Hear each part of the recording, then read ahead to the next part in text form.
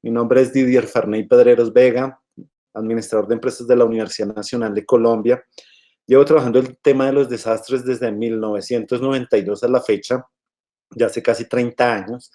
Primero como socorrista y después ya en el área profesional, desempeñándome en temas como incendios forestales, sismos, tsunamis, inundaciones, volcanes, en casi toda la región latinoamericana y algunas experiencias en España. Entonces, hoy lo que quiero poner en la palestra y lo que quiero poner ante ustedes es este tema de las empresas de Colombia y el riesgo de emergencias y desastres, con el objetivo de darles una aproximación de qué es eso, qué está haciendo, cómo lo estamos viendo y qué es lo que tenemos que hacer de aquí al futuro. Voy a comenzar entonces, digamos que la disertación, la charla, y voy a comenzar con una frase. Esta frase es de Albert Vázquez Pérez, de un libro que se llama Medio Hombre, cuyo título es Blas de Lezo y la batalla que Inglaterra ocultó al mundo. Es una novela histórica, se publicó en febrero de 2019, y en su página 82 habla lo siguiente. A pesar de todo, Desno carecía de visión global en la batalla. Eso era lo que Lezo opinaba. Su visión no era de pájaro, sino de jabalí. Si te enfilaba con las tropas, podías darte por muerto, pero no sabía contemplar la magnificencia de una batalla desde todos los puntos de vista. Digamos que esta es una frase del libro en la que menciona Blas de Lezo, cómo su primer comandante desafortunadamente no lo podía poner a dirigir batallas, porque él era un soldado que arrasaba con todo, pero desafortunadamente no tenía esa visión de pájaro que en un momento determinado se necesita para, entre comillas, dirigir una batalla. La traigo a colación porque es que la gestión del riesgo es similar. En ese sentido, yo fui muchos años socorrista, estuve con esa visión de jabalí. A nosotros nos llamaban a atender una emergencia y estábamos demorados en atenderla y en querer ir a atenderla. Pero después con el tiempo aprendí que la respuesta no era lo esencial, que tenía uno que empezar a tener una visión mucho más global, mucho más general, que le permitiera a uno poder capturar una imagen y con esa base diagnosticar y atender el desastre. Y más acá con el tiempo aprendí que el tema central no era la atención de los desastres, no era el socorrismo. El desastre es el problema derivado. El problema esencial era el riesgo de los desastres. Y en ese sentido, nosotros en el 2001, con unos amigos de la Universidad Nacional de Colombia, conformamos algo que se llamó la Fundación para la Gestión del Riesgo. En 2001 el nombre no era muy entendible, hoy ya 20 años después ya sabemos qué es la gestión del riesgo. Y nuestro objetivo fue pensar que el riesgo era lo más importante y no la atención de desastres. En ese sentido, les invito a que seamos pájaros para que vivamos la magnificencia de la gestión del riesgo y no pensemos solamente en la atención del desastre. Resulta que el pasado 18 de marzo, aquí en Bogotá, en un barrio que se llama Quiroga, se presentó una situación de emergencia. La situación de emergencia fue que una gran fábrica que estaba instalada hoy en día en una zona residencial tuvo un incendio. Este incendio, digamos que fue bastante filmado, digamos que fue bastante espectacular en la medida en que, por ejemplo, la imagen que ustedes ven ahí es un cilindro vertical de almacenamiento, muy seguramente de algún gas comprimido, que salió disparado hacia la parte superior. Y afortunadamente el cilindro, pese a que habían casas alrededor, cayó dentro mismo de la fábrica. Cuando uno observa, digamos que las consecuencias de ese evento, empieza a darse cuenta que muchas de las casas, muchos de las instalaciones que tenían límite con esta fábrica fueron destruidos totalmente. Veíamos vehículos, veíamos casas, veíamos construcciones, veíamos incluso infraestructura pública, y se ven los cables eléctricos y cables telefónicos también destruidos. Y empieza uno a preguntarse, ¿por qué esta empresa genera esto? ¿A raíz de qué? ¿Cuál es la causa fundamental de ello? Y entonces empezamos a entender que las empresas empiezan a generar riesgos. Y empiezan a generar riesgos a su entorno. No necesariamente porque ellas quieran, sino porque muy seguramente cuando esta fábrica se instaló hace 20, 30, 40 o 50 años, este lugar muy seguramente era un lugar absolutamente desocupado, muy seguramente eran zonas verdes donde no había nadie radicado. Pero con el tiempo la gente se ha ido instalando más cerca. Y en ese sentido, pues entonces los riesgos están aumentando y tenemos el deber de que los riesgos de las organizaciones se empiecen a involucrar en el ordenamiento territorial, que es parte de las conclusiones que vamos a mirar en el día de hoy. En ese sentido, pues tenemos que las organizaciones han generado desastres, es decir, uno tiende a hablar de Armero, uno tiende a hablar del desastre de México, uno tiende a hablar de muchísimos eventos, pero gran mayoría están centrados en eventos de origen natural o en amenazas de origen natural. Sin embargo, el tema de los desastres de origen tecnológico o de origen organizacional tal vez comienzan con el desarrollo industrial, con la era industrial, tal vez con la construcción de los edificios de alturas en Estados Unidos, en San Francisco, donde uno observa que la seguridad industrial no está presente, donde estas personas en unos pisos muy altos, pues a duras penas tenían mínimo un uniforme que les permitía desempeñar su trabajo adecuadamente. Digamos que esta es una imagen real de la situación. Más acá con la era industrial, pues comienza la concentración de trabajadores, comienza la concentración de máquinas. Al haber concentración de trabajadores y de máquinas donde hay calor, donde hay fuentes de combustible, donde eventualmente las edificaciones no son las más adecuadas, se empiezan a generar emergencias, normalmente asociadas a incendios. Y entonces se empieza a mirar la seguridad industrial como un elemento básico para que esté allí en el trabajo. Sin embargo, muchos de esos eventos no son preventivos, seguimos siendo reactivos. Y esa reacción nos muestra, por ejemplo, este incendio que ocurrió el 25 de marzo de 1911 en la fábrica de Triangle Shirtwaist en Nueva York, donde 100 mujeres mueren, más de 100 mujeres mueren. Y este es el evento que genera o que conmemora el Día de la Mujer los 8 de marzo de cada año. Y seguimos siendo reactivos porque pues, es a consecuencia de una situación de emergencia, es a consecuencia de un desastre que uno empieza a conmemorar y que uno empieza a celebrar. Y en realidad este tipo de eventos no se deberían dar. Los empresarios deben ser responsables de la seguridad de sus trabajadores y eso es lo que dice la seguridad en el trabajo hoy, la seguridad y salud en el trabajo en el día de hoy.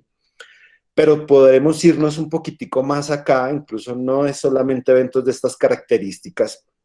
Aquí vemos una foto de la isla de Tres Millas, ubicada en Estados Unidos, donde en 1979 se genera tal vez el primer desastre de origen nuclear en la historia, y tal vez en la historia de Estados Unidos de los más importantes.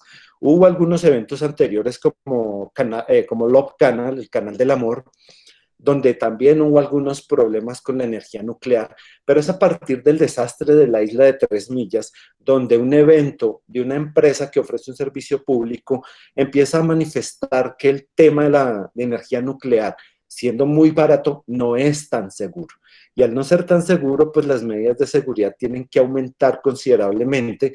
Y en este sentido, pues vemos que hoy la energía nuclear no es tan barata. Digamos que la seguridad que necesitan este tipo de instalaciones necesitan muchos más elementos y lo que genera es que el costo de la misma aumente. Más acá, en 1984, entre el 2 y el 3 de diciembre de ese año, una fábrica, la Union Carbide, deja escapar una dioxina, el isocianato de metilo.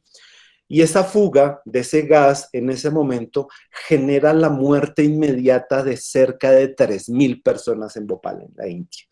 Digamos que a nivel industrial, tal vez es el evento que más muertes ha generado en el mundo durante toda la historia, generado por una organización, generado por una empresa lucrativa, la Unión Carbide en este momento, y digamos que las consecuencias a largo plazo, porque pues el isocianato de metilo es una sustancia bastante peligrosa que se indica que ha generado mutaciones. Se estima que las personas que ha afectado y que ha matado en los últimos 30 años son cerca de 30.000, con una afectación muy grande en medio ambiente, en animales, con problemas genéticos en las personas, con malformaciones genéticas, todo generado por una empresa privada. Todos conocemos tal vez el desastre de Chernobyl, a raíz generado por un simulacro en 1986, que ha generado uno de los dos desastres nucleares más graves de la historia, que junto con Fukushima, digamos que están dentro de las calificaciones más altas. Y nuevamente esto por un simulacro. Y un simulacro de un ejercicio que lo que pretendía era tratar de probar el núcleo y probar la maquinaria que tenía eh, esta central nuclear, y el simulacro falló. Digamos que uno mira las consecuencias de las muertes y oficialmente son algo así como 9 no más. Sin embargo, directas, sin embargo, dentro de los bomberos que atendieron la emergencia, sin embargo, dentro de los soldados del ejército que atendieron la emergencia, hubo muchos más muertos por la exposición a las sustancias radioactivas.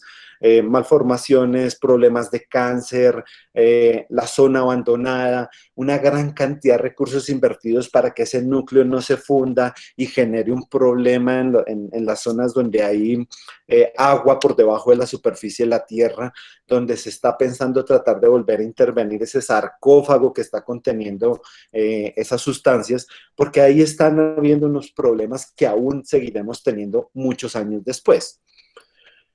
En el norte, en el Mar del Norte, en 1988, a raíz de una serie de explosiones y de se saltaron algunas medidas de seguridad, la estación Piper Alpha, el 6 de julio de 1988, estalla.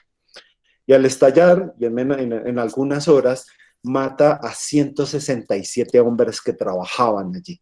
La plataforma petrolera Piper Alpha finalmente colapsa. Allí, junto con tal vez la Deepwater Horizon en 2010, demuestran que las emergencias en plataformas petroleras y la explotación petrolera no es tan segura. En Colombia hemos tenido problemas con petroleros más por atentados terroristas que por cualquier otra cosa. Sin embargo, el tema petrolero también es bien importante. Digamos que hay estándares y medidas de seguridad muy altas, pero el tipo de emergencias que generan ellas también son importantes. Otro evento también que podríamos nombrar dentro de este contexto de donde los desastres son originados por organizaciones es este en Goiânia, Brasil. El 13 de septiembre de 1987, unos recicladores se encuentran en un equipo de rayos X abandonado. El equipo de rayos X tenía una pila radioactiva, que es con la que se sacan las radiografías. Los recicladores pues no dudaron en ningún momento en desbaratar eso, era chatarra. Encontraron la pila radioactiva, la tomaron, se empezaron a untar y brillaba en la oscuridad. Les pareció formidable, entonces lo que hicieron fue tomar esa pila radioactiva y se la llevaron al barrio, a su favela en donde ellos vivían. Y entonces las personas empezaron a untar porque eso brillaba en la oscuridad. Una niña de 3 años tomó la pila e ingirió parte de esa pila, fue la primera persona que murió allí. Después murieron otras 5 personas por envenenamiento radioactivo. Y digamos que finalmente mueren 5 personas, dejando lesionadas a otras 249. Toda la favela tuvo que ser destruida y en estos momentos está en urnas de concreto, porque eso va a seguir contaminado por los siguientes 10 o 15 mil años. Como un equipo abandonado de un hospital, de alguien que debió haber dispuesto un desecho de una forma objetiva, clara y precisa, con unas condiciones particulares, no lo hizo. ¿Y cómo se genera el evento en donde unas personas retoman esto? Hay una canción de Rubén Blades en un trabajo que se llama Amor y Control, en el CD, que se llama El Cilindro. Y hace precisamente alusión a este evento en donde él dice que la felicidad de unos viéndose brillar fue de unos momentos para que después llegara la muerte y generara las conclusiones y generara esas consecuencias que ya les nombré anteriormente. En Corea, el 29 de junio de 1995, unos constructores tenían este centro comercial. Ese 29 de junio de 1995, a raíz de una serie de errores constructivos, entre ellos que las vigas que ustedes ven ahí eran demasiado estilizadas, pusieron unos equipos de aire acondicionado en la parte superior que empezaron a vibrar, y esas placas de concreto pasaron como si fueran pasando por agujas. Todo el centro comercial colapsó, cerca de 500 muertos generó este evento. El gerente del centro comercial y los dueños del centro comercial están en la cárcel porque se demostró que hubo fallas muy claras y precisas en torno a lo que ocurrió en ese momento. En Latinoamérica tenemos un evento no estrictamente relacionado con colapso de estructuras, pero sí con un centro comercial que es Iguabolaños, Iqua Bolaños fue un centro comercial que se empezó a incendiar por sus buitrones en la zona de comidas. Hubo incendio, hubo mucho humo, le avisaron al gerente que por favor abriera las puertas porque la gente estaba un incendio y había gente evacuando, y él ordenó que la cerraran. Y al ordenar que la cerraran, lo que quería era que no se robaran el centro comercial. Varios centenares de muertos también en Paraguay. Vemos que a raíz de estos eventos, en lo que nosotros en Colombia se hizo fue actualizar todo lo que tiene que ver con normas de sismoresistencia. Perdón, y de evacuación y de eventos de afluencia masiva de personas. En el 2004, un incendio a raíz de unos fuegos pirotécnicos en un concierto en una discoteca que se llamaba República de Cromañón, por una serie de eventos que ocurrieron, permisos relacionados con este tipo de conciertos, rutas de evacuación, salidas obstaculizadas y con candado, generó que se hubiese un incendio y 194 chicos de Buenos Aires murieran en esa discoteca. Hay otra discoteca aquí en Brasil que también fue más o menos el mismo evento. Entonces, como un privado empieza a generar esa serie de desastres y esa serie de eventos con consecuencias importantes para la sociedad. Aquí hablamos de Fukushima el 11 de marzo del 2011, que luego de un terremoto y de un tsunami posterior genera una emergencia en la central nuclear de Fukushima, a raíz de que los generadores se apagaron de emergencia por el sismo. Necesitaban para encender unos generadores de respaldo, esos generadores de respaldo se habían inundado y no encendieron, y ahí empezó la emergencia. Digamos que esta con Chernobyl han sido de las emergencias nucleares más grandes que ha tenido en la historia de la Tierra. Y tal vez de los últimos eventos que hemos tenido a nivel mundial, el 4 de agosto de 2020, en plena pandemia, una acumulación de nitrato de amonio de varios miles de toneladas de nitrato de amonio en el puerto de Beirut, a raíz de un contacto con una chispa caliente que jamás sabremos cómo se generó, desató una explosión. Obviamente los niveles de daños en Beirut fueron grandísimos y muy, muy importantes. Esto nos generó una alerta, por ejemplo, en Colombia para todas aquellas empresas que tenían almacenado nitrato de amonio, para poder hacer una revisión y empezar a mirar cómo podíamos reducir el riesgo por acumulaciones de nitrato. El nitrato, pues, es una sustancia química per se, no es explosiva, tiene que tener unas condiciones particulares, pero, pues, digamos que el evento nos empieza a dar situaciones de alarma. En ese sentido, pues, llega uno a la conclusión de que las empresas sí generan riesgos, las empresas sí generan problemas e inconvenientes, y entonces, pues nosotros tenemos que empezar a mirar cómo esas organizaciones se han involucrado en la gestión de riesgos de desastres. Esta es una gráfica de resumen que puede sintetizar de una manera interesante qué es lo que ha pasado en el tema de los desastres. Digamos que estamos hablando de desastres tal vez en los últimos 100, 150 años. Antes no los veíamos como un evento que se pudiera controlar. Y específicamente en el tema de desastres, digamos que el tema comienza a ser importante hacia los 70s. En los 70s, Naciones Unidas crea algo que crea la Oficina Nacional de las Naciones Unidas para la Asistencia en Caso de Desastres, la UNDRO. La UNDRO lo que pretendía era tratar de ayudar a los países que sufrían desastres mediante donaciones, mediante apoyos logísticos, y digamos que ahí empiezan Naciones Unidas a darle una importancia, por lo menos en la atención del evento, como Naciones Unidas. En 1990, también Naciones Unidas declara algo que se llama el Diseño Internacional para la Reducción de Desastres Naturales. Lo menciono históricamente hablando, los que me conocen saben que la palabra o que la frase desastres naturales está mal dicha. Digamos que cuando uno sabe que cuando uno ve que una persona habla de desastres naturales, uno entiende definitivamente que no conoce del tema. La palabra desastres naturales está mal dicha, está mal mencionada, no es técnica, ya les explico por qué. Pero digamos que declara 1990 como el 2000 como el Diseño Internacional de Reducción de Desastres Naturales. Colombia tiene un volcán que se llama Galeras en el sur del país, que está al lado de un municipio que se llama Pasto. Se declaró el volcán del Diseño Internacional porque se activó en 1989. A mitad del diseño hay una reunión, primero en Cartagena y después en Yokohama en 1994.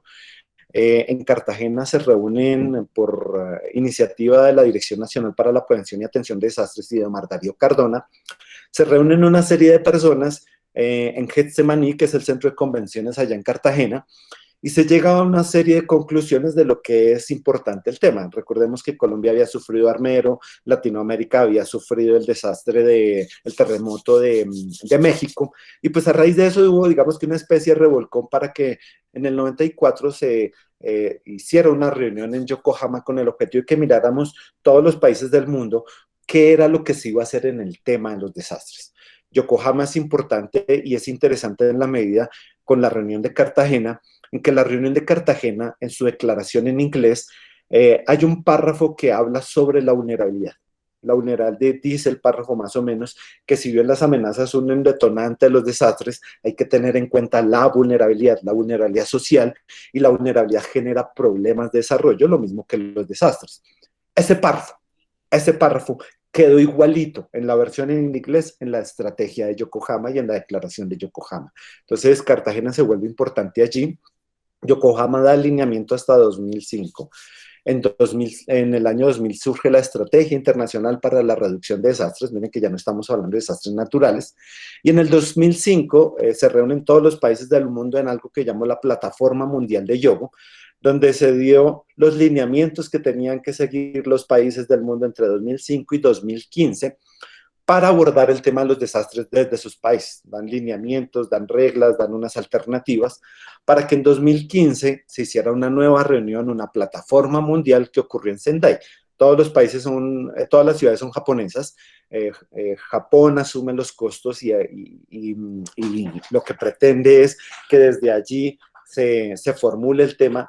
Y entonces en 2015 se reúnen en Sendai, y Sendai lo que da es un lineamiento entre 2015 y 2030, da 15 años.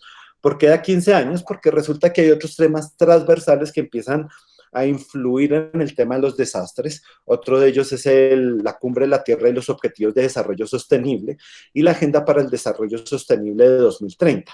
Dentro de esto, en reunión en Río +20, lo que se hace es que se dan los lineamientos para tener a 2030 en lo que son los 17 Objetivos de Desarrollo Sostenible.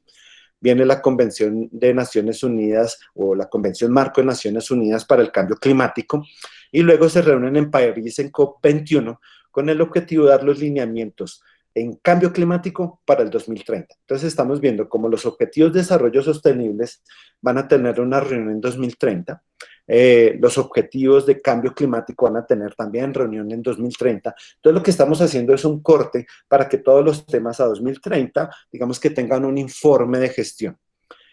A nivel territorial y a nivel urbano empieza a darse también temas relacionados con ordenamiento territorial urbano. Estamos hablando de Hábitat 1, Hábitat 2 o Hábitat 3, nueva agenda urbana en Quito en 2016, que lo que da son los lineamientos para generar el ordenamiento territorial urbano. Entendiendo que, por ejemplo, en Latinoamérica ahorita somos cerca del 80% de los habitantes estamos en ciudades y el 20% está en las zonas rurales, y ese 80% que está en ciudades pues tiene unos riesgos y hay que generar un ordenamiento territorial que permita mejorar temas de transporte, temas de trabajo, temas de recuperación de centros históricos, tema de eliminación de cinturones de miseria, de favelas o de chabolas, como los quiera uno llamar, pero que el ordenamiento territorial urbano también incluye el tema de las zonas industriales y aquellas que pueden generar riesgos. Por último, tenemos la agenda humanitaria, aquello que tiene que ver con problemas humanitarios, desplazamientos, guerras, violencia. En Colombia vivimos cerca lo que está pasando con el desplazamiento de nuestros hermanos venezolanos, que eso también influye en temas de emergencias, en temas de desastres, en temas de objetivos de desarrollo sostenible y en temas de ordenamiento territorial urbano. Entonces los temas y cada uno que uno ve inicialmente separados se vuelven transversales. En últimas, el tema de los desastres se empieza a abordar desde una óptica en la cual nosotros entendemos que los desastres al menos han tenido 6 etapas. Al principio, nosotros le llamamos mítico-religiosa. Esta mítico-religiosa uno pensaba que los desastres los generaban los dioses o los astros. La culpa era de un dios que se ponía mal genio o de un astro que aparecía. Incluso la etimología de la palabra desastre es desastrun, o algo contrario a un astro. Y esa etimología nos dice que estamos llevados e influenciados por los astros, y si algo aparece, un cometa, pues eso es malo. Ante ese tipo de situaciones y ante ese tipo de visiones no se podía hacer nada, uno no podía luchar contra un dios y menos contra un astro. Luego, hacia 1900, 1912, con Alfred Buchner, esto se vuelve monodisciplinar. Digamos que los geógrafos encuentran que que la Tierra no es estática, que la Tierra no es dinámica, que África casa aparentemente con América, y entonces la geografía empieza a dominar, digamos que los conocimientos en este sentido, y empieza a hacerse un estudio más de los fenómenos naturales. De esta época viene la palabra y la afirmación de que los desastres son naturales, porque se creía que el terremoto era el desastre, que el huracán era el desastre, que el tornado era el desastre, y en realidad no, son fenómenos naturales que si no hay nada cerca, siguen siendo fenómenos naturales. Tiene que haber un componente adicional que se llama sociedad en el área de influencia de ese evento para que uno pueda decir que hay un riesgo y posteriormente un desastre. Luego estamos hablando de la terminación de la Segunda Guerra Mundial. A raíz de la Segunda Guerra Mundial y de unos procesos de industrialización adicionales, empezamos a hablar a estos desastres que originan las organizaciones como accidentes mayores o incluso como actos de Dios. Es decir, estamos en etapa 1 también. Uno encuentra legislación estadounidense de los 70, donde habla que las emergencias como incendios, terremotos, son accidentes mayores o actos de Dios. Entonces todavía le seguimos echando la culpa a un tercero en el cual no podemos intervenir. Hacia los 80 comienza entonces algo que llamamos una etapa sociocultural. Aquí se meten los sociólogos y empiezan a decir que mire, que el tema de los desastres no es solamente culpa de un fenómeno llamado amenaza, sino que las personas también pueden hacer cosas inicialmente pasivas y evacuación. Nacen las defensas civiles, nacen las protecciones civiles, con el objetivo de entrenar a la gente para que respondan más adecuadas, de una forma más adecuada. La OPS y la OMS generan temas hospitalarios de emergencia, se empieza a hablar de temas relacionados con la respuesta más eficiente por varios desastres que ocurren en Latinoamérica, el Huascarán, por ejemplo, el terremoto de Guatemala. Y con ello, pues lo que se quiere es tener eficiencia en la respuesta. Se crean los sistemas únicos de manejo de emergencias, los números únicos de sistema de emergencias como el 123, el 911 y todos estos números que lo que pretenden es tener muchos ojos por si ven una situación de emergencia, avisen rápidamente a las autoridades lleguen rápido y entonces la pérdida por desastre sea menor. Luego viene una visión que llamamos holística a raíz de una tesis de Omar Darío Cardona, en donde Omar Darío dice en su tesis de la Universidad de Cataluña que el tema de los desastres es responsabilidad de todos, que el centro del tema de los desastres no es el desastre, sino que el desastre es un problema derivado y que el riesgo es lo más importante. Digamos que cuando nosotros hablamos en la etapa anterior de organizaciones, hablamos de administración de emergencias, hablamos de seguridad y salud en el trabajo, hablamos de seguridad industrial y salud ocupacional, y el tema de las emergencias en las organizaciones comienza a ser abordado por estas temáticas. Al ser interdisciplinar, entonces, en la siguiente etapa, se habla ya de amenaza, vulnerabilidad, riesgo. Las organizaciones empiezan a raíz de eventos como, por ejemplo, el de Bhopal, u otros anteriores en Europa, como el de Seveso en Italia, estos eventos donde involucran a unas comunidades empiezan a generar metodologías donde las empresas, y por ejemplo eso es Apple o Responsible Care, empiezan a involucrar dentro de sus planes de emergencias a las comunidades. Es decir, ya no es solamente la organización de rejas para adentro, sino que las empresas tienen que tener en cuenta a las comunidades. Apple y Responsible Care, nuevamente, como consecuencia de eventos y desastres mundiales organizados por empresas o generados por empresas, empieza a darle una importancia a una integralidad entre la comunicación del interior y del exterior. Y por último, en este momento estamos hablando de un enfoque de los hitos o un enfoque transdisciplinar. Es un libro que hizo Label, que hizo Narváez, se llama La gestión de riesgo de desastres, un enfoque basado en procesos, es de 2009, y a raíz de eso se empieza a ver la gestión de riesgos de desastres como un PHBA. Digamos que las organizaciones lo tienen claro, ahí está la CISO, por ejemplo, todo es un PHBA, pero el tema de los desastres no estaba tan claro, no estaba tan incluido.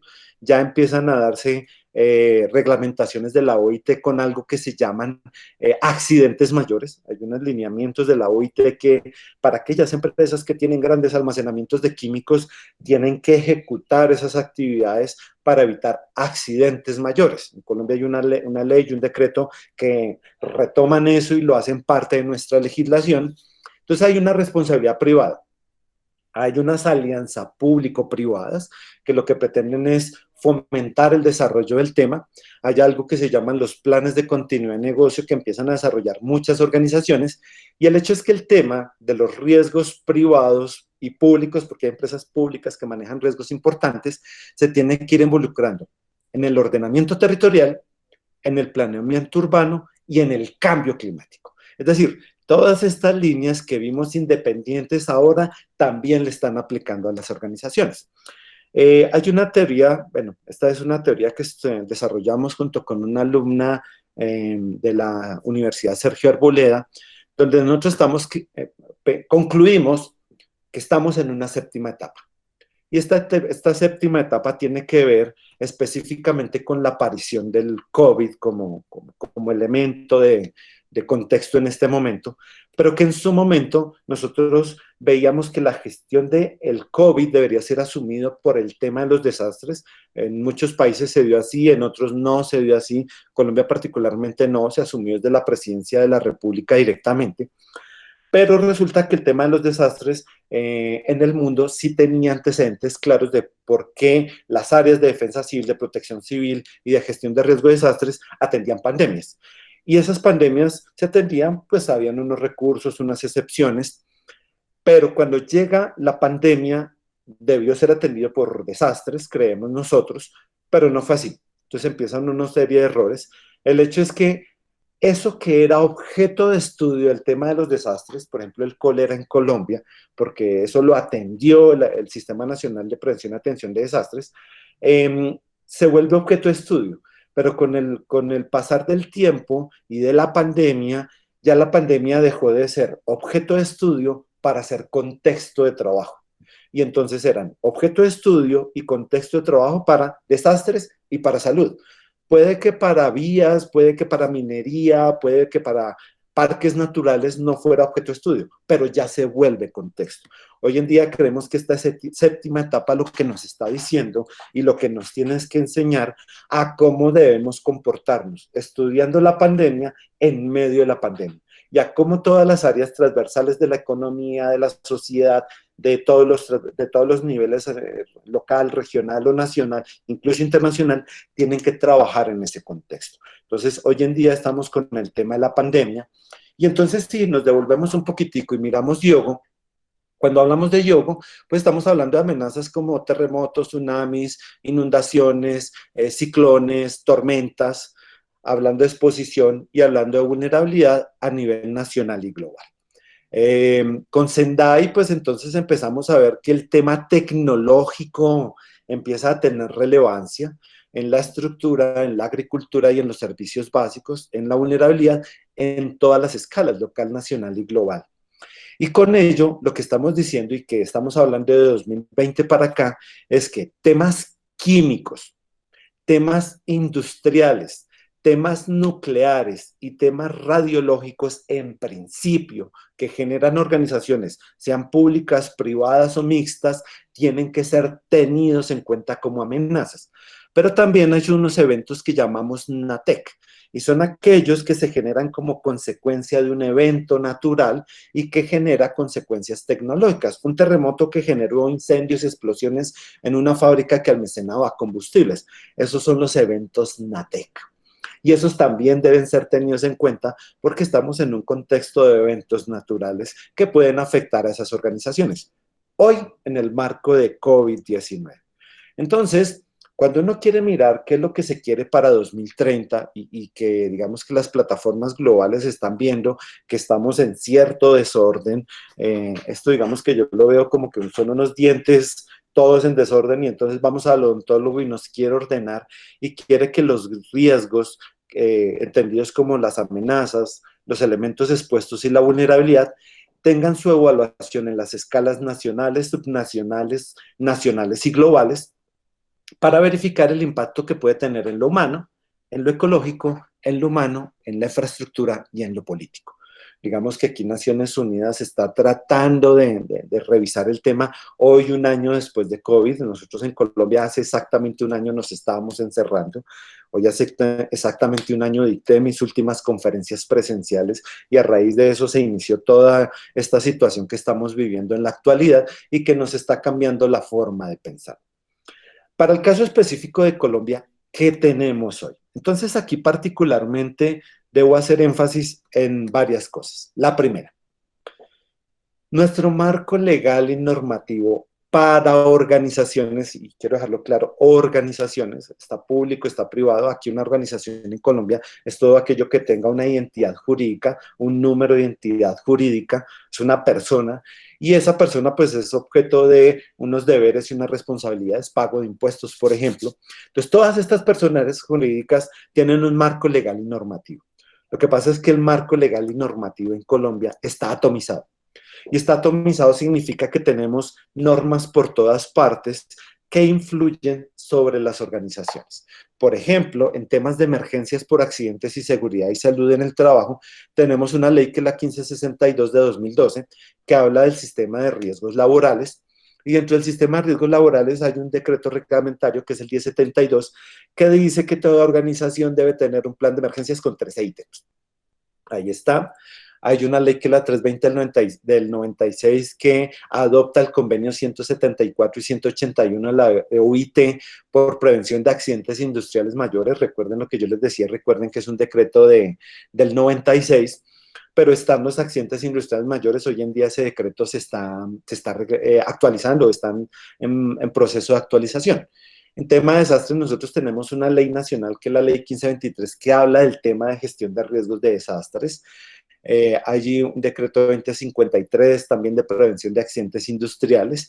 Hay una ley 1575 de bomberos que también reglamenta las organizaciones, pero en últimas hay un decreto que es el 2157 de 2017 que regula el artículo 42 de la ley 1523, que habla que toda organización que preste servicios públicos, sea público o privado, que sea industrial, que haga almacenamiento, transporte de carga, que haga obras categoría 4, que son unas obras específicas de tipos de vivienda en Colombia, o que haga eventos de afluencia masiva de personas, debe entregar un plan de gestión de riesgos de entidades público-privadas y lo debe hacer y debe evaluar riesgos internos y riesgos externos, elementos expuestos. Debe entregarlo a la autoridad, en este caso los municipios, las gobernaciones o la nación. Y los entes territoriales deberán incorporarlo, deberán mirarlo e incorporarlo en su ordenamiento territorial y en su planeamiento urbano. Es decir, por primera vez en Colombia hay un decreto que dice que los riesgos organizacionales deben ser tenidos en cuenta en esos dos sentidos, ordenamiento territorial y planeamiento urbano. Hay algunas leyes de control interno que aquí en Colombia le aplican a las organizaciones públicas y las organizaciones públicas deben evaluar riesgos que pongan en riesgo el servicio que presta su organización pública. Es decir, en control interno hay algo que le dice a un hospital, mire, dígame cuáles son los riesgos que pueden acabar con el servicio del hospital. Le dice a una alcaldía, dígame cuáles son los riesgos que ponen en riesgo el servicio que presta la alcaldía y deben ser incorporados como elementos dentro del control interno. Adicionalmente tenemos leyes de ordenamiento territorial, sistema globalmente armonizado que ya estamos en boga con el tema de los químicos y los materiales peligrosos, el sector vivienda, y hace un par de años salió una ley que se llama 1931. Esta ley dice que, habla de gestión de cambio climático, dice que toda organización que haga un plan de gestión de riesgos debe hacer un plan de gestión de cambio climático. La ley no ha sido reglamentada, estamos como investigando, se supone que tiene que salir este año para ver cómo las empresas que hacen planes de gestión de riesgo tienen que involucrar el tema de cambio climático. Digamos que en síntesis es tan atomizado que he llegado a tener, y ustedes pueden buscar esa publicación en internet, en la red, alrededor de 50 normas que le aplican a cualquier organización de este país para hablar de temas de emergencias y desastres. Entonces, cuando uno tiene una atomización tan grande, pues esto se vuelve un problema. Y se vuelve un problema porque es que la ley 1523 me dice que la gestión de riesgos de desastres son tres cosas: conocimiento del riesgo, reducción del riesgo y manejo de desastres, con con 11 subprocesos, ahí están mencionados. Pero hay otro decreto, porque a raíz de este 1523 sale la 2157, hay otro decreto que es el 1072 que me dice que planes de emergencia son 3 elementos. Ahí están numerados: amenazas, vulnerabilidades, riesgos, brigada, simulacros, planes de ayuda mutua, revisión de equipo, etc. Entonces, tenemos una ley, tenemos un decreto, tenemos un reglamentario, tenemos lenguajes diferentes, tenemos temas diferentes, tenemos abordajes diferentes, y pues la organización se empieza a ver y a tener problemas para la interpretación. Nuestra legislación además dice cosas como: si usted maneja materiales peligrosos, hidrocarburos, derivados o sustancias nocivas, en su plan de emergencias debe involucrar el procedimiento de actuación en caso de que eso se fugue o se derrame. Si usted tiene trabajos de alto riesgo, alturas, trabajos en caliente, energías peligrosas o químicos, si algo pasa en ese tipo de trabajos, usted debe involucrarlo en el plan de emergencias. Si usted ofrece servicios de transporte a sus trabajadores, si usted tiene rutas, si usted tiene vehículos, el procedimiento de atención de emergencias debe estar en su plan de emergencias. Y si usted hace eventos de afluencia masiva, o si usted tiene al lado un río y ese río se puede inundar, usted debe incluir en su plan de emergencias elementos de qué hacer en caso de que eso se presente. Ahí están las 50 normas que les alcancé a mencionar anteriormente. Y entonces tenemos decreto 1072 de 2015, decreto 1076 de 2015 de medio ambiente, decreto 1079 de transporte, porque es que el decreto también dice que el fabricante importador, dueño de la carga o transportador de transporte de materiales peligrosos, sustancias nocivas, derivados, debe tener un plan de contingencia. En medio ambiente dice que todo aquel que haga un estudio de impacto ambiental, un plan de manejo ambiental, debe tener un plan de contingencia. Y el decreto 1072 dice que debe tener un plan de emergencias. Cuando uno mira todo esto, y mira el decreto 2157, empieza a mirar que esto lo dice el Ministerio de Trabajo, esto lo dice el Ministerio de Ambiente, esto lo dice el Ministerio de Transporte, y esto lo dice la Presidencia de la República. 4 entidades, 4 autoridades. Digamos que el decreto 2157, en lo que yo he podido interpretar y en lo que hemos podido trabajar, es que trata de articular estos tres. Porque este es primero, seguridad y salud en el trabajo, es de rejas para adentro. Este medio ambiente es en un proceso que es en almacenamiento de sustancias, que puede ser de rejas para adentro o eventualmente de rejas para afuera. Y este en un proceso de transporte que normalmente es de rejas para afuera.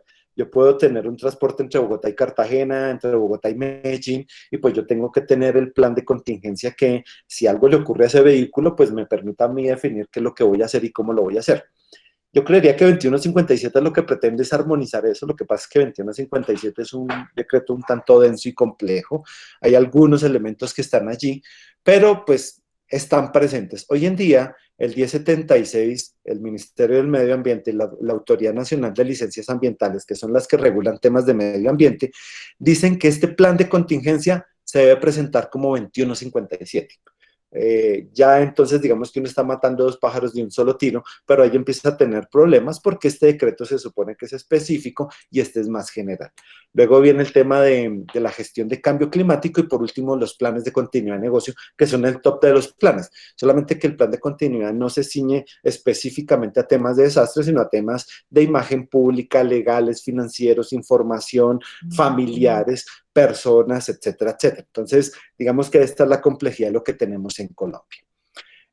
Aquí empezamos a tener también otras resoluciones en Colombia en donde nos dicen cómo se hacen los planes de contingencia. Esta es la resolución 1209 de 2018 que nos dice cuáles son los contenidos mínimos para un plan de contingencia para el derrame de hidrocarburos, derivados y sustancias nocivas. Ahí hay unos ítems. O el de medio ambiente que nos dice que los estudios de impacto ambiental deben tener un plan de contingencias.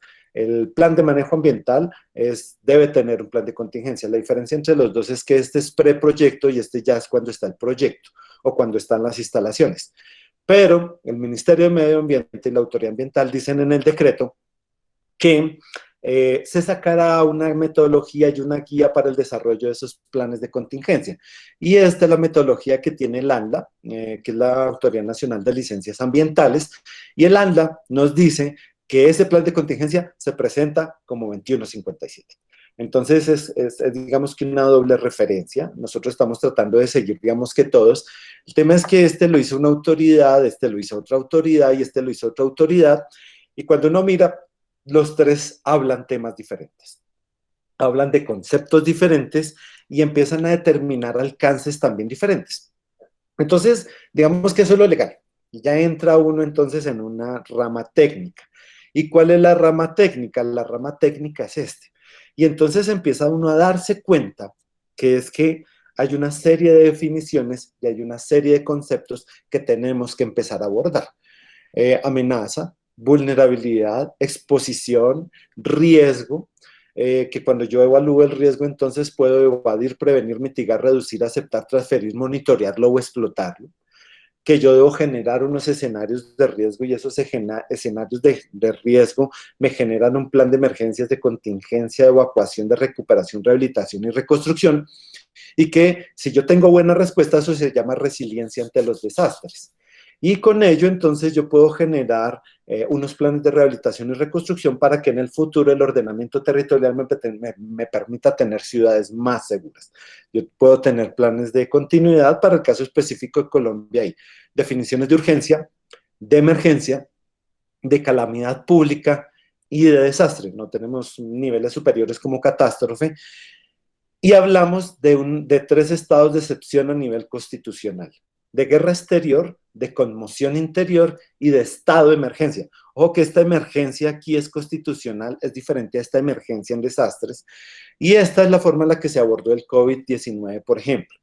Pero aquí empezamos a tener problemas, porque aquí tenemos una diferencia entre definición y concepto. Cuando uno mira esto, y si ustedes que me están escuchando dominan estos 18 términos, bueno, son como 30 con todos divididos, van a dominar la teoría de los desastres. Antrópicos, organizacionales, todos los van a dominar. El tema es que resulta que la definición de cada uno de estos elementos versus el concepto de cada uno de estos elementos, mis estudiantes saben que la diferencia entre definición y concepto es cuando yo les pregunto qué es una espiral. Nadie me la puede definir, pero todos hacen esto, ¿sí? Tienen el concepto, no la definición. Digamos que uno busca que al final tratemos de llegar al concepto más no a la definición. El hecho es que cada uno de estos elementos tiene una definición y tiene un concepto dependiendo de un marco de contextual, de una evolución histórica y un marco legal. Les doy un ejemplo. Prevenir y mitigar, que ahí lo tengo resaltado. Prevenir, hay una teoría hay una etapa que yo les mencioné que era una etapa clásica o una etapa sociocultural. Esa etapa dice, los teóricos en esa etapa, Mardario Cardona, Gustavo Wilches, dicen que prevenir es actuar sobre la amenaza y mitigar es actuar sobre la vulnerabilidad. Eso es lo que ellos dicen en esa etapa. Pero vienen los hitos o viene la holística, y prevenir es actuar sobre el riesgo futuro y mitigar es actuar sobre el riesgo presente. Incluyen amenaza futura, vulnerabilidad presente y elementos expuestos presentes, o incluyen amenaza futura, vulnerabilidad futura y elementos expuestos al futuro. Es decir, ahí se contienen los tres. O si uno habla de cambio climático, prevenir es una cosa, en realidad uno no habla de prevención en cambio climático, uno habla de la mitigación del cambio climático, que es disminuir los efectos de los gases invernadero. Tres conceptos, tres definiciones. Y si incluimos seguridad en procesos, en organizaciones, 4 definiciones y 4 conceptos. Entonces, cuando ustedes tienen tantas definiciones, tantos conceptos, que no están siendo coherentes en las organizaciones, empieza a tener problemas. Digamos que esas conclusiones que acabaron de ver comienzan en 2 trabajos que yo realicé. Una fue mi tesis de la especialización y otra mi tesis de maestría, en donde a raíz de mi inquietud con el tema de evaluación de riesgos, de emergencias y desastres en organizaciones, llegamos a algunas conclusiones. La primera, que es que ha habido un rápido análisis y evolución del concepto de gestión de riesgo en los últimos 60 o 70 años. Estamos hablando de 6 etapas, yo diría que estamos hablando de una 7ª en este momento. Entonces, cuando hay una evolución de un concepto tan rápido, pues las generaciones antiguas no lo van a entender tan fácil. Entonces, antes hablábamos de prevención de desastres, luego de administración de desastres, luego de administración de riesgos. Hoy hablamos de gestión de riesgos y le estamos incluyendo cambio climático, ordenamiento territorial, lo humanitario y los procesos en las organizaciones. Se vuelve complejo. Entonces, digamos que ese paso histórico de tantas etapas en tan poco tiempo genera dificultades para que las comunidades, sean estas comunidades, la persona del barrio, la comunidad, el pueblo, etcétera, etcétera, o la empresa misma pueda adaptarse a esos cambios. Hay 4 conceptos dentro de los estudios, hay 4 conceptos o formas de abordar la definición de riesgo. Hay 2 sobre todo importantes. Una dice que el riesgo es igual a la amenaza por la vulnerabilidad. Otra dice que el riesgo es igual a la probabilidad por las consecuencias. Esto se ve mucho en seguridad y salud en el trabajo. Pero el hecho de que yo diga que ambos son riesgos no significa que ambas sean iguales. Es decir, amenaza no es igual a probabilidad y vulnerabilidad no es igual a consecuencias, o como lo quieran combinar. No es lo mismo. Son 2 teorías diferentes, son 2 conceptos diferentes que se tienen que ir aclarando. Encontramos que además de esas 4 definiciones y conceptos de riesgos, habían al menos 70 herramientas para evaluar riesgos. Diamante riesgo, matriz de riesgos, MAHITS, HAZOP, WATIF, todo lo que ustedes quieran. Todas las funciones, todas las probabilidades, todo el abanico. Entonces tengo 4 formas de definir riesgo y tengo 70 formas de medirlo. El tema empieza a ser muchísimo más complejo de lo que ustedes creen. Pero adicionalmente, yo tengo el riesgo, lo defino de una manera y lo mido de otra, pero tengo al menos 14 metodologías para gestionarlo. Entre ellas está NFPA 1600, ISO 31, NTC 5254, muchas formas de administrarlo. Cada herramienta tiene deficiencias, encontré dentro de las 2 tesis. En cuanto a interpretación y aplicación, todas dependen en gran medida del grado de experiencia y experticia de las personas que hacen esas evaluaciones, y uno buscaría que las herramientas dependieran lo mínimo de ello para que sean más adecuadas y fueran más aterrizadas. Hay dificultades para aplicar criterios de cumplimiento y seguimiento en esas herramientas. Hay una amplia gama de profesionales que por lo menos en una organización evalúan riesgos. Hay médicos, hay químicos, hay de salud en el trabajo, hay financieros, están los de seguridad física y todos tienen sus diferentes metodologías y todos tienen objeto de estudios diferentes. En últimas, pues, son profesiones y son áreas diferentes. Y entonces todas esas herramientas de evaluación de riesgos y desastres no son eficientes. Digamos que esa es la conclusión general. Hemos tratado de llegar a algunas adecuaciones, algunas conclusiones en el corto plazo. Ahorita ya les muestro algunos de los resultados. El hecho es, hay 4 evaluaciones. Hay 70 o más herramientas, en este momento debemos estar cercanas a las 100, de cómo medir el riesgo, y allí están desarrolladas, digamos. Y hay formas de gestionarlo, lo que yo les decía, en su momento al menos unas 14, yo creería que estamos ahorita cercanos a las 20. El hecho es que cualquier organización de cualquier parte del mundo escoge una definición, escoge una forma de medirlo y escoge una forma de gestionarlo. Otra organización escoge otra definición, otra forma de definirlo, pero puede escoger muchas formas de gestionarlo, y en realidad la conclusión a la que llegamos es que muchas de las empresas en Colombia tenían muchas formas de medirlo y muchas formas de gestionarlo.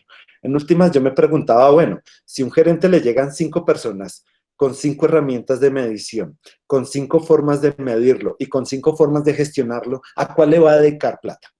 ¿Cuál va a ser la prioridad? ¿El que le dé rojo, verde, amarillo? ¿El que le dé 1 millón o más 1 millón? ¿El que le dé crítico? ¿El que le dé inaceptable? ¿El que le dé 1 si es la medida entre 0 y 1? O sea, ¿cuál?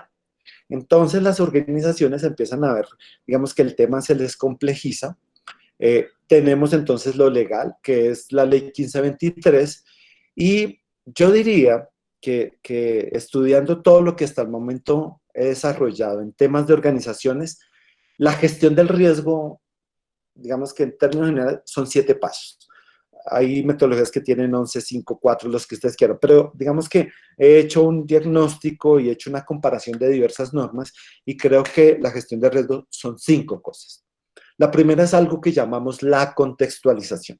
La contextualización es la descripción de esa empresa, si estamos hablando de una empresa, del diagnóstico que tiene esa empresa y de la historia de las emergencias y los desastres y los riesgos que ha tenido esa empresa o ha tenido el sector. Esto se puede aplicar para lo territorial, la descripción del municipio, del territorio, de la ciudad, de lo que sea, el diagnóstico territorial y la historia de los desastres en ese territorio. Omar Darío Cardona nos decía, donde ha ocurrido algo no hay razón para pensar que no vuelva a ocurrir. Entonces, si en un territorio ha ocurrido un terremoto, pues va a volver a ocurrir. Si en una empresa o en un sector han ocurrido emergencias, desastres, como en Bhopal o como en Beirut, pues va a volver a ocurrir. Lo que tenemos que hacer es saber cuál es nuestra historia. Dice Santayana y Borrás que quien no conoce su historia está condenado a vivirla nuevamente. Un segundo paso es una identificación, evaluación, análisis, estimación y medición de riesgos. Hoy en la teoría contemporánea de riesgos hablamos de 3 elementos: amenaza, vulnerabilidad y elementos expuestos. En la teoría clásica hablamos de amenaza y vulnerabilidad. La teoría que sea, pero hay que medir los riesgos. Lo que no se mide no se puede gestionar. Y después ese riesgo lo ponemos en un contexto de tiempo y lugar y hablamos de escenarios de riesgos. El sismo de día en Bogotá, el sismo de noche en Bogotá, la inundación de día, la inundación de noche, el incendio cuando la empresa esté llena, cuando la empresa esté desocupada, etcétera, etcétera. El escenario. Este es muy importante y muy pocas veces se coloca, porque con el escenario yo hago los planes de emergencia y contingencia. Una vez que evalúo los riesgos, pues tengo que generar medidas de prevención, mitigación, reducción y monitoreo de riesgo. En el caso de las organizaciones, de las medidas de monitoreo de riesgo más comunes, los sistemas de detección de incendios. Ellos están monitoreando el incendio, que no se genere por las características que sean de temperatura, llama, lo que ustedes quieran. Es un sistema de monitoreo. En el territorio hablamos de sistemas de monitoreo de volcanes, de sistema de monitoreo de ríos, etcétera, etcétera. Luego viene la socialización, que es informar, capacitar y educar. Toda la gente debe conocer sus riesgos, debe conocer las medidas de prevención, debe conocer su territorio, también debe conocer sus procesos de atención de emergencias. Entonces hablamos del manejo operativo de la situación, alerta, alarma, respuesta a emergencias. La respuesta a emergencias es lo que nosotros denominamos resiliencia ante desastres. Es una palabra que discúlpenme la expresión, se ha prostituido mucho últimamente. Luego viene pensar en la recuperación, rehabilitación y construcción y en algo que se llama la transferencia del riesgo. Fondos, préstamos, bonos, seguros, etcétera, etcétera. Todos hacen gestión del riesgo para iniciar el proceso nuevamente. Cada vez que yo haga un cambio en alguno de los ítems, tengo que actualizar el proceso gestión del riesgo. Esto antes lo llamábamos nosotros en las organizaciones proceso plan de emergencias, porque las normas que teníamos nos decían, una empresa debe tener plan de emergencias. No decía plan de gestión de riesgo. Como ahora sí lo dice, ya lo hablamos de plan de gestión de riesgo. Hoy en día, involucrado el tema COVID. ¿Cómo así que involucrado el tema COVID? Lo que pasa es que hoy las organizaciones disminuyeron sus cargas ocupacionales. Antes estaban en la empresa 300 personas, ahora solo van 50. Las otras 250 están en su casa o en teletrabajo. Entonces, si yo disminuyo los elementos expuestos, el riesgo disminuye. Son menos personas, menos riesgo. Pero a su vez, si son menos personas, son menos brigadistas. Si son menos brigadistas, son menos ojos viendo. Si son menos ojos viendo, son menos capacidad que tiene esa organización para detectar emergencias y desastres. Por ende, el riesgo aumenta. Y el riesgo también empieza a aumentar en los hogares. Es decir, hoy en día las empresas con las cuales trabajamos tenemos que enseñarles a qué se debe trabajar en emergencias en sus hogares. En estos 7 pasos, ¿cuáles son los riesgos del hogar? ¿Cuál es el contexto de cada hogar? ¿Cuáles son las medidas de prevención y mitigación de riesgos en el hogar? ¿Cómo se socializa la información con el abuelito, con el hijo, con el niño que está estudiando al lado, etcétera, etcétera? ¿Cómo es un plan de emergencias en el hogar? ¿Cómo es el tema de recuperación, rehabilitación y en caso de que ocurra un desastre lo tienen que ejecutar y que deben tener seguros? Seguro contra incendio, el seguro de muerte, es decir, suena duro, pero así debe ser. El mismo seguro que debería tener cualquier persona es el seguro de muerte. Entonces, cuando ustedes tienen todo esto, yo les digo que la gestión del riesgo de desastres, aplíquelo para empresa o aplíquelo para territorio. Compárenlo con cualquier metodología y estará completo. Y cuando yo tengo todos estos aplicados constantemente, evaluados constantemente, hablo de resiliencia ante el riesgo de desastres, que no es esta misma. Esta resiliencia es ante el desastre, responder adecuadamente. esta resiliencia ante el riesgo de desastres, porque es una persona, es una comunidad o es una organización que conoce su contexto, que evalúa sus riesgos, que los disminuye, que los socializa, que tiene un buen plan de emergencias, que tiene un buen plan de rehabilitación y recuperación y que tiene seguros. Esa es la gestión del riesgo organizacional. Yo lo podría ver hoy en Colombia y lo vemos de esta manera, es que hoy todos los riesgos están unidos, se tienen que evaluar todos para mirar cuáles son los que me generan emergencias y desastres. Y al generarme emergencias y desastres, pues lo primero que yo hago es un análisis de riesgo. ¿Por qué no digo análisis de amenaza, vulnerabilidad y riesgo? No, porque hay que temas ambientales, por ejemplo, que en el tema ambiente yo no analizo amenaza, vulnerabilidad y riesgo. Analizo unos aspectos ambientales que pueden influir de una manera negativa en el medio ambiente. O hablo de salud ocupacional, donde yo no hablo de amenaza, vulnerabilidad y riesgo. Hablo de un trabajador, hablo de un tiempo de trabajo, hablo de un peligro, hablo de un tiempo de exposición y al final me dice si esa persona se puede enfermar o accidentar. Entonces yo no hablo de amenaza, vulnerabilidad y riesgo en todos, por ende hablo solamente de riesgos. Genero escenarios, no hablo de plan de emergencias, genero planes de actuación. Comité de ayuda mutua, pienso en los planes de recuperación. Estos documentos me hablan a mí, me indican qué recursos necesito y cómo evalúo mis simulacros, cómo socializo, cómo informo, cómo capacito y cómo educo. Y una vez que yo informo, capacito y educo a mi comunidad, ahí se ejecutó el simulacro. Si yo este año les enseñé temas de incendios, de cómo proceder ante incendios, de cómo utilizar el extintor, pues obviamente mi simulacro deberá ser de incendio. Y tengo que tener mucho cuidado con las metodologías de aplicación. Yo no puedo aplicar simulacro sorpresa. Es lo más riesgoso que puede existir. Tiene que ser un proceso en línea, continuo en el tiempo, de lo menos complejo a lo más complejo. Y jamás sorpresa si la comunidad no está preparada, porque un simulacro sorpresa tiene una gran posibilidad de desencadenar una emergencia real. Entonces me retroalimenta el proceso, tengo un PHBA y si yo a eso le agrego riesgos legales, riesgos de imagen pública, riesgos financieros, otros riesgos, planes individuales y familiares de emergencia de mis colaboradores, voy a tener un plan de continuo de negocio. Y eso es nuevamente un PHBA en la gestión del riesgo de desastres. Ahorita involucrándolo con COVID-19 e involucrándolo pues, con el tema de la pandemia. ¿Qué ha pasado? Y digamos que es lo último que hemos desarrollado. Digamos que este es un mapa de Bogotá, pero puede ser cualquier territorio en el país o en cualquier lugar. Y estos territorios tienen organizaciones, tienen empresas, en este caso ahí hay unas empresas industriales.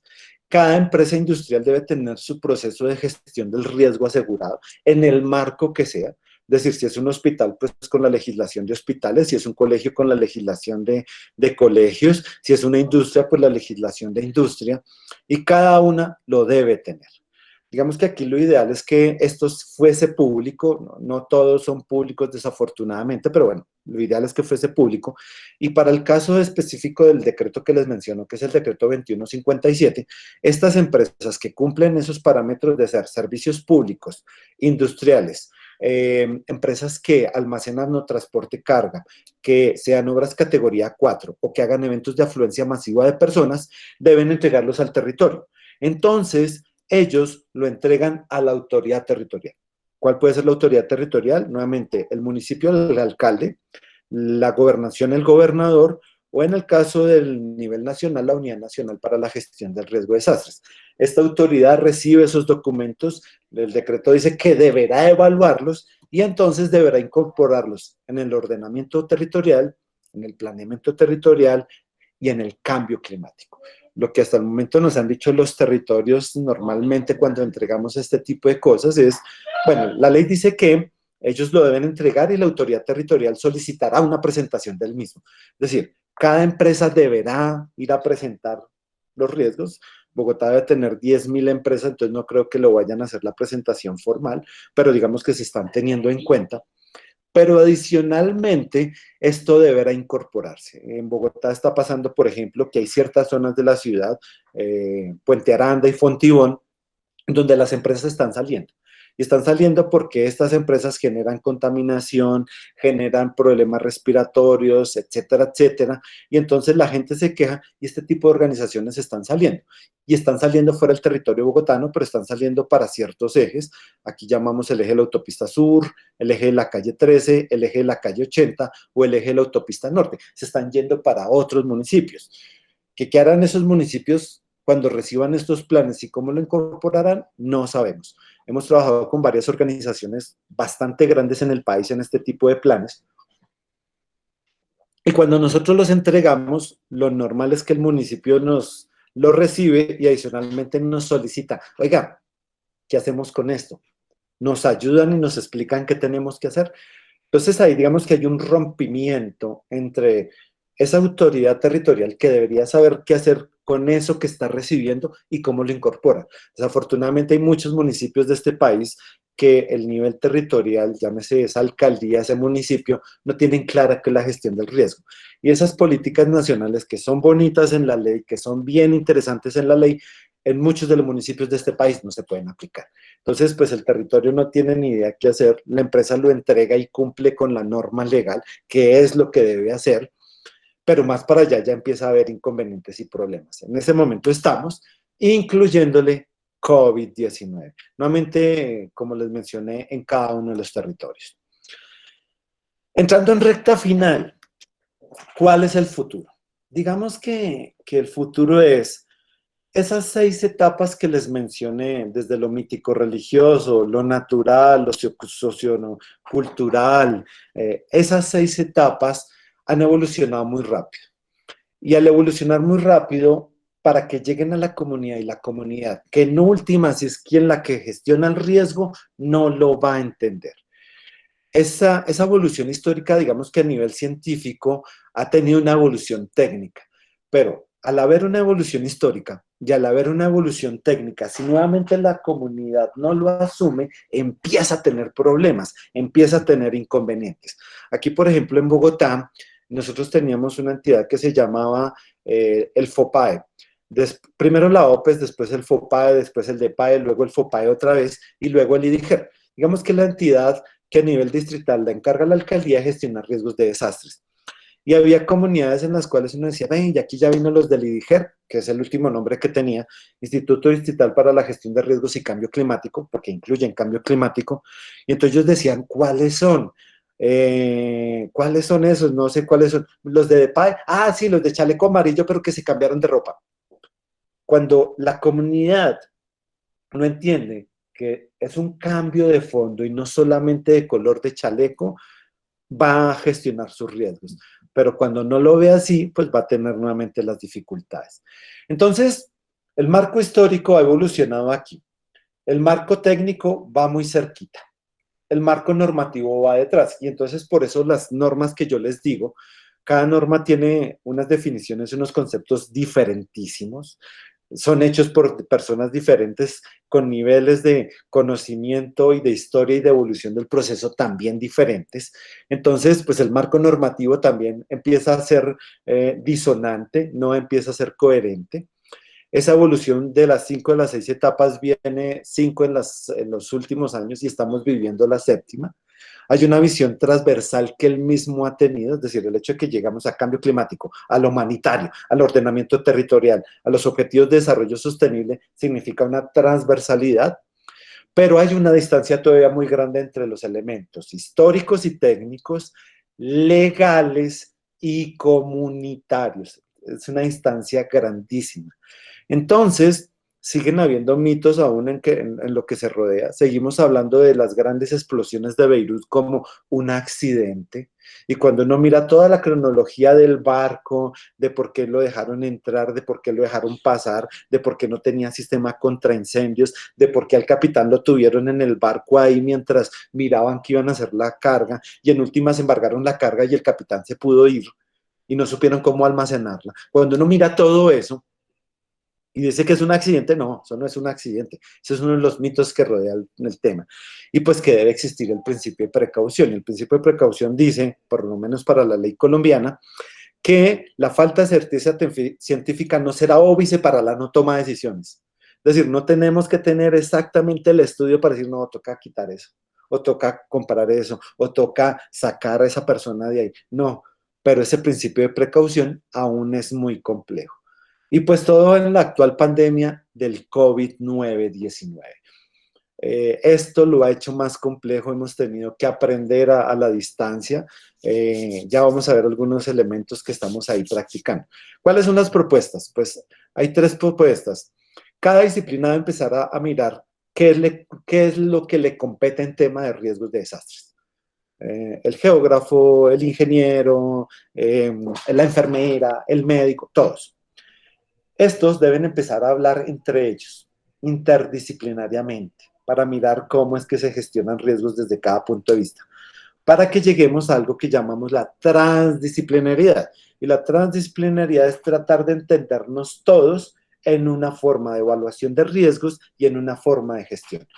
No es única, digamos que en el tema de desastres eso es más o menos claro, pero cuando uno mete emergencias en empresas, cuando uno mete procesos, cuando uno mete cambio climático ya empieza a tener inconvenientes. El objetivo es llegar a la transdisciplinaridad. Metámosle médicos ahora, metámosle pandemia y vamos a tener más inconvenientes. En lo institucional, lo que queremos es que las instituciones empiecen a asumir ese tema de riesgos en cada una de sus etapas, las 7. En lo interinstitucional, que el trabajo geográfico y algo que llamamos los comités de ayuda mutua, por ejemplo, o las uniones de organizaciones en territorios, se empiecen a dar y se empiecen a gestar, para que en lo comunitario se disminuya la distancia entre lo histórico y técnico y lo social.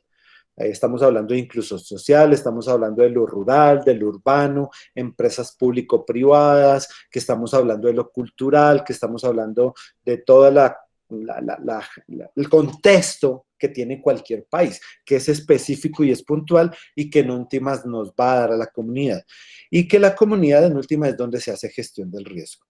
Hoy en día, por lo menos para las empresas, estamos viendo algo que llaman las alianzas público-privadas. Esto es del CELA, una foto del CELA y de la Oficina de las Naciones Unidas para la Reducción del Riesgo de Desastres, donde ya estamos hablando de reuniones para alianzas público-privadas en la reducción del riesgo de desastres. Vemos que esto es una foto relativamente antigua, ya a raíz de pandemia, pues no se ha podido seguir trabajando de alguna forma. Pero en Colombia, digamos que, y estos libros todos los pueden conseguir, ahí está el autor, está el nombre, los pueden conseguir en la red, en la web. Tenemos herramientas que nos dicen cómo hacer planes de emergencia, planes de contingencia, planes hospitalarios, planes de gestión de riesgo en hospitales, planes empresariales de emergencia. Cada uno tiene una antigüedad, cada tiene una autoridad. Digamos que yo he utilizado varios y he tratado de unificar algunos criterios en metodologías únicas que me sirvan y que tengan los mejores componentes de cada uno. Aquí lo que estoy diciendo es que el material también es atomizado, que es muchísimo, pero que en últimas uno intenta tomar lo mejor de cada uno. Otra cosa que he hecho es que desde mi fundación y en trabajos que hemos hecho con organizaciones, no nos casamos con ningún sector, no nos casamos con ningún específico, petrolero, hospitalario, hotelero, no. Trabajamos todos los sectores, todas las organizaciones, todos los niveles, empresas pequeñas, medianas, grandes, muy grandes, multinacionales, transnacionales, todo lo que ustedes quieran. Y cada experiencia de aplicación en cada una de estas organizaciones nos ha servido para llevar a otras organizaciones. Entonces, en últimas, es que uno debe mejorar, que uno debe tratar de que sus herramientas mejoren, porque si uno se queda con la herramienta original, va a tener inconvenientes. Les doy un ejemplo. En el plan de emergencias de Bogotá hay un anexo que se llama el anexo 3, que habla de cómo hacer planes de emergencia y contingencias, que es este. Y este anexo 3 tiene un anexo que habla de metodologías de evaluación de riesgos. Hay una que es la más utilizada en Colombia, que es metodología de colores o diamante de riesgos. Diamante de riesgos son 4 rombitos, donde se evalúa amenaza, vulnerabilidad en personas, vulnerabilidad en recursos y vulnerabilidad en procesos. Y la metodología me dice que si tengo 3 o más rojos, es riesgo alto. Si tengo 4 amarillos o 3 amarillos, es medio. Y si tengo 3 verdes, pues es bajo. Digamos que eso es en términos generales. Pero la metodología original tiene una deficiencia. Solo hace un análisis de vulnerabilidad. Cuando Omar Darío Cardona y Gustavo Wilche-Chaus nos dicen que si yo tengo 30 amenazas, debo tener 30 análisis de vulnerabilidad. No es uno solo, son 30, porque cada uno tiene preguntas diferentes o incluso es la misma pregunta aplicada de forma diferente. Yo puedo decir, ¿en su empresa va a ocurrir un sismo y va a ocurrir la caída de un avión? Sí. Entonces tengo que hacer la pregunta, ¿usted ha capacitado en sismos? ¿Sí o no? ¿Usted ha capacitado en caída de avión? ¿Sí o no? Lo que pasa es que teníamos la costumbre de dejar preguntas genéricas. ¿Ha capacitado en emergencias? Sí. Color verde. Y entonces esta empresa está preparada hasta para la caída de aviones. No, eso no es lo usual y no es lo objetivo. Entonces ahí hay algunas dificultades. Hay otros materiales recientemente publicados por la Unidad Nacional, lo que usted debe hacer de riesgo tecnológico. Esta tiene otros dos conceptos de prevención y mitigación, más dificultades. Guía para la integración del riesgo en los planes de ordenamiento territorial, articulación del sector privado en la gestión del riesgo de desastres, protocolos de coordinación del Sistema Nacional con la respuesta a emergencias y desastres del sector privado, o lineamientos de respuesta a emergencias y desastres durante el COVID. Aquí en Colombia salió algo que llaman los planes de bioseguridad. Y ese plan de bioseguridad decía, si usted detecta a alguien con alta temperatura, con tos, con no sé qué, haga tal cosa. Pero eso era un plan de bioseguridad. Este nos dice qué hacer en caso de que ocurra un sismo, ocurra una inundación, ocurra un incendio o ocurra una evacuación en el marco del COVID. Entonces, por ejemplo, en evacuación, todos deben salir con EPPs, todos deben salir distanciados y todos deben ir al punto de encuentro. Y en el punto de encuentro, todos separados. Pero adicionalmente hay que dar un tiempo, hay que decir algo. Pasados 30 minutos, si están en el parque y la empresa no ha solucionado la emergencia, todos se ven a ir a su casa. Porque lo que pasa es que en un parque estoy fomentando que se unan. Estoy fomentando que estén en contacto con más gente. Entonces puedo aumentar el COVID en mi empresa y eso no le conviene a ninguna organización. Eso es lo que dice este lineamiento. Obviamente hay elementos y guías específicas para hospitales, para escuelas, para organizaciones, cómo hacer simulacros. Aquí está la cartilla de Apple para minería, responsabilidad integral. Hoy en día el Ministerio de Educación en Colombia habla de educación en emergencias y dice que todo plan de emergencias debe incluir 3 temas. Primer tema, obviamente, emergencias. Segundo, como estamos en el posconflicto, entonces hablar de municiones sin explotar, artefactos explosivos y minas, que si mi escuela está en una región con esta afectación, yo lo debo incluir, y debo incluir un tercer tema que se llama deserción escolar. Entonces ya los planes de emergencia, desde el punto de vista del Ministerio de Educación, son más complejos. Ahí guarda unas particularidades, ya no los hace solamente el de emergencias, sino que hay que contratar otras personas. En últimas, ya en recta final, les recomiendo, sigan estos 7 pasos, esto es lo que yo les digo a mis estudiantes, sigan estos 7 pasos y van a gestionar riesgos. Mire, está bien desarrolladito, ya está combinado y está comparado con otras metodologías, digamos que sería lo primero en el marco de COVID. Pero lo segundo, y tal vez por último y más importante, es que salió el RAR 2021. El RAR 2021 es el informe de evaluación regional sobre el riesgo de desastres en América Latina, y el RAR en este momento me trae algunos elementos adicionales dentro de los que dice o toca algunos elementos tales como una gobernanza adecuada para la gestión del riesgo no puede prescindir de la participación estrecha de la sociedad civil, de las organizaciones no gubernamentales y del sector privado. En América Latina y el Caribe, los grupos de profesionales, las redes u organizaciones de sociedad civil, las asociaciones comunitarias y el sector privado desarrollan cotidianamente un importante trabajo en favor de la reducción del riesgo y la recuperación por desastre que debe ser aprovechado y potenciado por los países. Tal vez desde el GAR 2015, cuando el GAR habló de cuál era el impacto de los desastres a nivel global en comercio mundial, por ejemplo, cuando ocurrió el terremoto de 2011 en Japón, que afectó partes de computador y partes de vehículos, incluso la venta de vehículos a nivel mundial por el tsunami, pues empezó a dar una importancia del comercio a nivel mundial y de cómo el comercio estaba expuesto a tsunamis, huracanes, terremotos, etc. Tal vez desde 2015 el sector privado empieza a tener una relevancia para Naciones Unidas dentro del contexto de la gestión de riesgos de desastres. No he acabado de leer el documento, el lanzamiento fue antier, Estoy esperando a devorarlo ya desarrollado y poderlo incluir en mis capacitaciones, pero lo que les indico es que eso ya está allí. Las organizaciones tienen un rol, tienen un papel, tienen unos deberes y tienen unas responsabilidades. Y como profesionales, desde nuestra parte, es deber que ellas mismas empiecen a asumir el tema.